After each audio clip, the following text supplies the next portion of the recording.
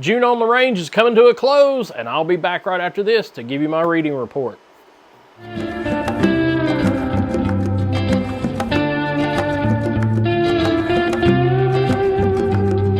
Welcome back, guys. I'm Eric Stafford here for the Cheap Book Review, going over June on the Range. It's wrapping up.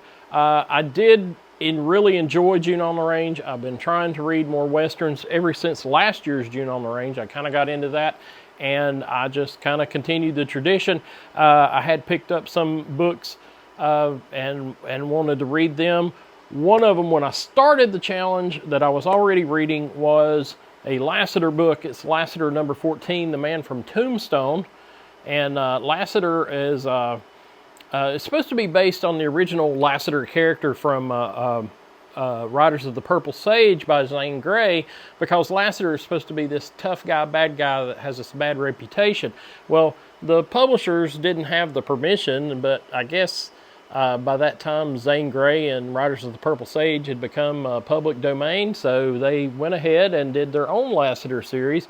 And Lassiter is kind of an anti-hero. He's kind of a tough guy. He does a little bit of what he wants to do. And in this book in particular, it's called The Man from Tombstone. And anyway, Lassiter decides to be a bodyguard for a bully. And that's the headline on the back. The stage was set for months. Fight fans, fancy women, gamblers, con men, and criminals poured into Tombstone for the greatest prize fight of the century. It was the Kid against the Great White Hope. Lassiter rode into town with just one thing on his mind: to steal all the beautiful gold being wagered on the fight. To make sure the bout went off as scheduled, Lassiter hired himself out as the Kid's bodyguard. He figured that he figured that he'd see the fighter through the match and then clear out with all the loot. What he didn't know was that he'd have to cut a bloody swath through a professional gunman who wanted the Kid's hide. So this is Lassiter number 14 at the time, and it's probably one of the most racist books I've ever read in my entire life, I'll be quite honest. But the Kid had been a slave. He'd also been a buffalo soldier, and was kind of a tough guy. I figured this is the early 70s, so I figured it was about the times of Muhammad Ali, and they kind of based it on that. But it's such a weird take on a Western that I was really intrigued by it, that he's going to steal all the loot from this big prize fight in the city of Tombstone. And it's really good. It was really enjoyable. I really enjoyed the writing. Now, they have a house name called Jack Slade. I haven't found out who the actual writer is, but Jack Slade wrote all of the Lassiter books, but it wasn't really that guy, and because it was a house name. But it was very enjoyable, and I had a great time reading it. It's not quite an adult Western. If you don't know what an adult Western is, in the early 70s, they started having like one or two sex scenes in there.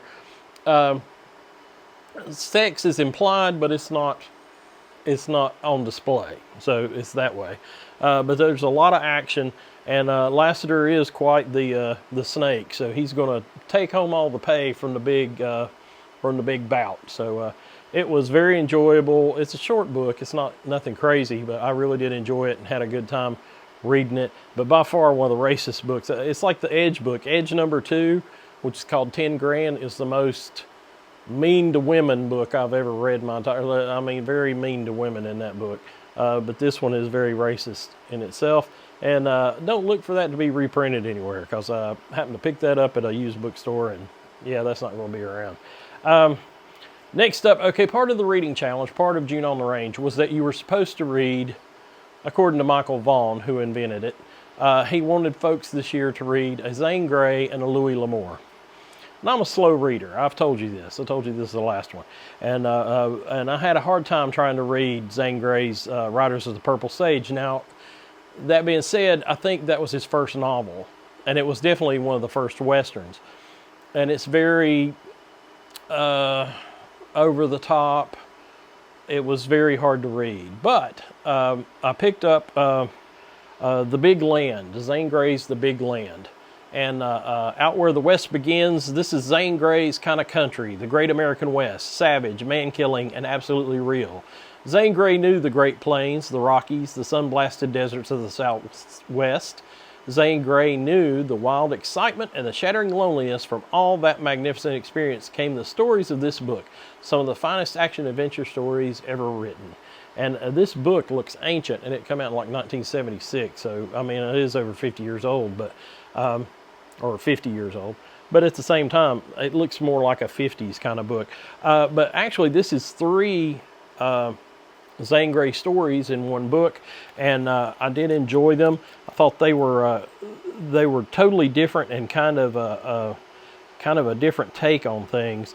The first story is called Smoke Bellew, and Smoke is a guy's name, and he basically comes to Utah and becomes he is a gunman from Arizona, but he becomes a Utah farmer basically, and joins doesn't really join the Mormon church, but he gets involved with the Mormons, and then he's like appreciated by them for all he can do, and he basically turns a farm around and meets, you know, the family that becomes his own family. So it's kind of cool in that respect. It was kind of a redemption story. He'd been kind of the gunman. He hadn't really been in trouble, but he might have been in trouble. He wasn't quite sure because he'd been drunk at the time. The second story in the book is called The Black Gorge, and The Black Gorge is about 2 brothers, kind of adopted brothers. One brother, one of the guys had been a kid with his family on a wagon train, and another little boy about the same age as him, maybe a year older, came up to them and stayed with them, and they couldn't ever find his parents, and so they had a sign up said "Lost Boy," and so and the parents never come back looking for him, and they never could find him, and so it was a place called Lost Boy Valley, and apparently the 2 boys were raised together and did all right until they got to be about high school age. And then they were fighting over the love of the same girl, which was Miss Kitty, and Miss Kitty was like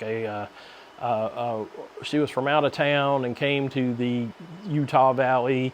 It was another Mormon story in there. So but anyway, she was a stranger and came to the valley, and then they fought over her love. And then they were going to fight it out in a place called the Black Gorge, which they both knew, which was kind of an isolated gorge in the canyons. And they went to fight it out, and then it became a fight for survival for the 2 brothers. So adopted brothers, I guess you would say. So that was a really cool story and totally different. But the last story was by far the best actioneer kind of thing, and it was called The Kidnapping of Rosita Uvaldo. And it's about a U.S. Marshal that has met and fell in love with Rosita Uvaldo, and she gets kidnapped and taken across the border into Mexico, and so he's on the trail trying to find her, and he thought, you know, he might win her heart at some point, but she kind of ignored him. He's a little older than her, and he's like, why am I thinking that I could ever get this girl? And then he has to go and rescue her and bring her back alive. And that was by far the best action story that was in there, was the one about Rosita Uvaldo.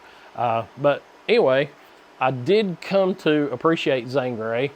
These were probably later stories. If I had to guess, there was a Zane Grey magazine, and because it's the 3 separate stories, I'm pretty sure that these were Zane Grey stories he wrote for that magazine. It was kind of a pulp magazine back in the 30s and 40s.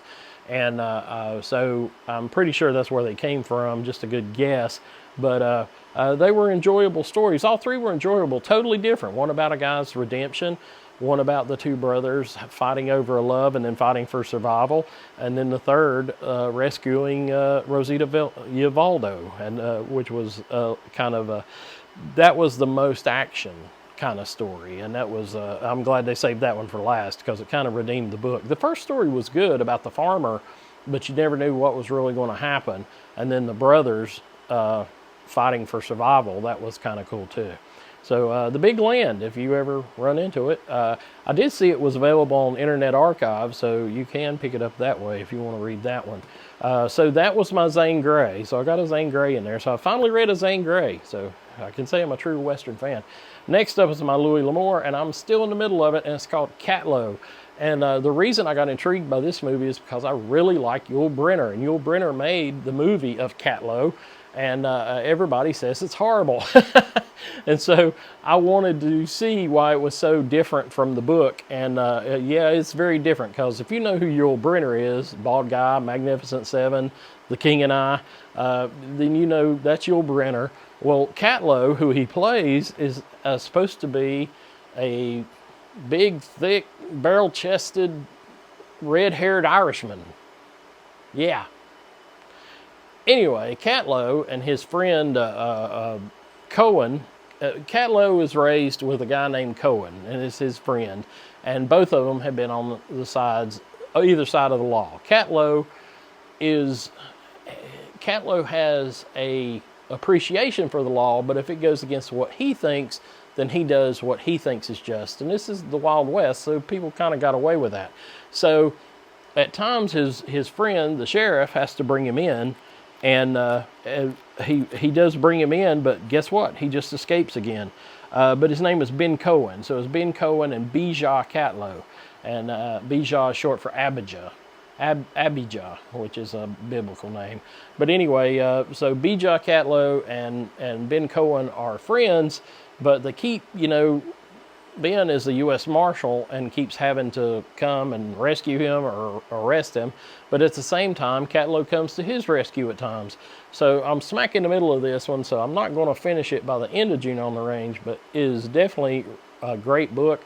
I've not read one of the Louis L'Amour novels yet, so this is really pretty good. I mean, I've been enjoying it, and like one chapter will be about Bijah Catlow, and one chapter will be about Ben Cohen, and then sometimes they meet up in what's going on, and so that's been really kind of interesting. In the movie, it was Richard Crenna and Yul Brynner, which I still haven't sat through the whole movie. I tried to watch the beginning of it, and then I thought, no, I'm going to read the book first, because I heard people saying on some podcasts and stuff that the book was so much better than the movie, and I'm like, I'm going to try to read the book first.